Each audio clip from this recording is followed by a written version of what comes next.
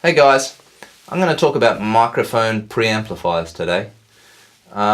In the studio, how I've set up the studio is not with a console, but it's actually the front end of the studio is various microphone preamplifiers. I believe matching a microphone preamplifier to a microphone to a source is the best way to shape your sound and to get a sound that you actually off the bat are really happy with. Now, microphone preamplifiers, there's not much information about putting them into categories or knowing how different one works. So this video basically is going to give you a little summary of how they work and the different types of microphone preamplifiers. So if you're at home wondering what you want to buy for your first mic pre, this is going to help you out heaps. So I would say that there's three types of microphone preamplifiers. I've never heard anyone put them into categories before, and I think it's really useful to do so. So I would say that there's a fast microphone preamplifier, a medium, and a slow. And there's many different types and brands, but if you can in your mind put them into those categories, it's going to help you know what they're used for and which one's going to be right for you. So firstly, the fast microphone preamplifiers. What's a fast microphone preamplifier? Well, a fast microphone preamplifier, a mic pre, is something that lets your signal pass very quickly through its electronics without coloration. What would you use it for? I'd say something like an acoustic guitar, maybe a solo acoustic guitar, that you want to retain every last bit of information, every little bit of information coming off the strings, it's going to let through. I've got a AMEC 9098 in the studio, and I basically use it for things like that. Even classical music, things that you don't want them to be coloured at all. Maybe some jazz, like if you're recording jazz, that can be really useful with a mic pre like that. Where you wouldn't use something like that is probably on a snare drum, because of the nature of the snare drum and the transient when you whack it, that very initial hit of the snare drum, because it doesn't colour it at all and it lets it pass through so purely, it's going to be really quite harsh and so pure that it's not really good in that application. It's letting too much of that signal through without giving it any colour. So basically they're the two sides of a fast microphone preamplifier.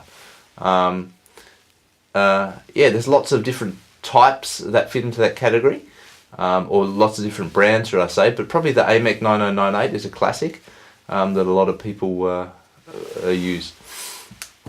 So going down the scale, we'll go down to the slow microphone preamplifiers, so you can understand the difference and where to use them. In that category of slow, I'll definitely put tube microphone preamplifiers in that category. And exactly opposite to the fast ones, the slow microphone preamplifiers are really poor at letting that initial transient through. And it doesn't really react well to large amounts of voltage going into them. And that's actually beneficial in some situations. For example, something like a bass, where you really want to colour it and you want to give it some warmth and you want to round those transients off, that's when you'd use a slow microphone preamplifier like a tube mic pre on a bass guitar. Basically, that's really a common match that you'd see a lot.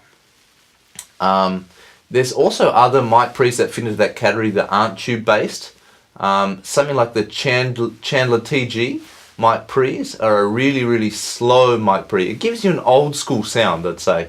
And there's a little bit of difference between the Chandler, because that's not a tube based pre, that's a transformer based pre, but it still reacts really slowly and it really colours the signal. I've got one of those pre's, but it's by a company called JLM Audio in Australia. They're awesome. You can check those out. They're really quite inexpensive because you make them yourself, and it's going to save you a lot of money, but you can also order them pre-made. But they're fantastic, and he's got lots of different types of mic pre's, so check out JLM Audio. I've got his version of the TG, where you would use that, similar, it really works well for bass and guitars also. When you want to kind of round off the guitars if they're too harsh, a TG is a great mic pre for that. I love it on snare drums because it's not a tube mic pre. It still lets that transient through, but it still gives it's quite slow and it really colours it. So it does really well to tame the harshness of a snare drum. So anything that's harsh, any signal that's harsh, it's really nice to use a slow mic pre to tame it, and that's kind of how it works. And the opposite for the fast. Now, they're the two opposite ends of the scale, and you've got one last one which fits in the middle, which is basically your generic medium mic pre, and there's a lot of brands and a lot of types of mic pre's that fit into that category. The classic is the Neve 1073. It's a warm mic pre. It does let the transient through still, but it still gives it some coloration, so things aren't too harsh. It's basically a mic pre that you can use for anything. It's going to work on anything. If you're setting up a studio, or if you're just buying one microphone preamplifier at home, anything that's in that category, a Neve 1073, is a great mic pre to buy, because you know it's going to work well on anything. Drums, bass, guitars, it's a happy medium. I've got also from JLM Audio, I've got his version of the 1073, which is his 1290, and I think it's great. But yeah, you can use it on anything. So I hope that helps you guys understand a little bit about what a mic pre does, how it's used for, and yeah, maybe gives you an idea of what you want to buy. So they're the different types of pre's. Have a think about that, and hope you guys have a good day. See you later.